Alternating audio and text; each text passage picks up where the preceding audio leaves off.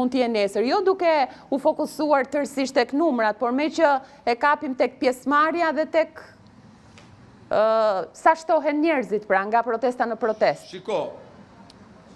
Shiko, ka një lajm të mirë në Shqipëri që është, unë kam 20 vjetë që ndjek jetën publike, po që të ndodhte tiu që të nisni disa protesta në të gjithë territorin, diku të vogla, diku pak më të mëdha, për probleme jetike, nuk ka pas ndodhur në të njëjtën kohë.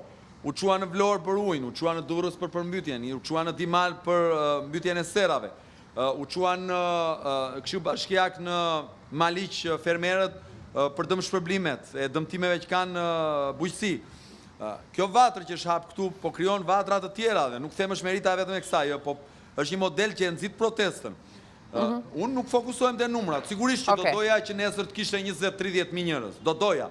Por nga ana tjetër, çdo qytetar që vjen në sytë e mi është një hero që përballet me një regjim që mbjell frikën çdo ditë dhe godet njerëzit çdo ditë. Dhe i bëj thirrje çdo qytetari nesër në orën 6 pasdite, masivisht të vinë dhe duhet jenë këtu të gjithë ata të rinj që mendojnë të ikin nga Shqipëria, është më mirë të luftojnë në shtëpinë e tyre se sa të ikin.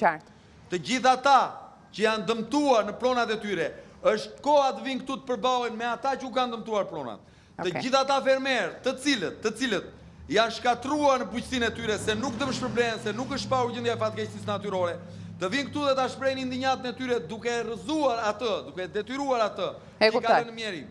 Të gjithë ata që përballen me mungesën e ilaçeve në spitale, duhet jenë këtu për të përballur dhe të mos kenë frikë nga një regjim i cili e ka mbjell frikën si bim në fusha dhe arat e fermerëve të Republikës së Shqipërisë. Shumë suksese zoti Lapaj, nesër në protest do ta ndjekim me çdo zhvillim drejt për drejt në News 24. Faleminderit për këtë lidhje të drejt për drejt dhe këtë komunikim. Ju falenderoj dhe i përshëndes gjithë qytetarët. Faleminderit. Mirë, kthehemi në studio pasi përfunduam këtë lidhje drejt